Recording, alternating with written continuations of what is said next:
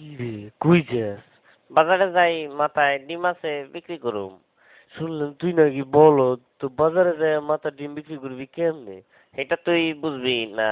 তুই অত শুনলাম কম যাস না। আচ্ছা পারলে কত দেখি আমার মাথায় কি আছে, যদি কইতে পারস তো এখান থেকে তোরে আমি 2টা ডিম দেবো। তোর মাথায় আমার মাথা দিয়ে চুলকায়। আচ্ছা কইতাছে একটু সহজ করে দে।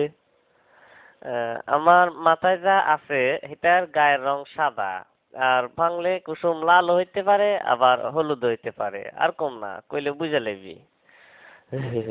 বুঝে গেছি, তোর মাথায় লেম্বু। তুই আসলে একটা বলদ। হয় নাই, আমার মাথায় ডিম। ইসিরে, এটা আমি সন্দেহ করছিলাম।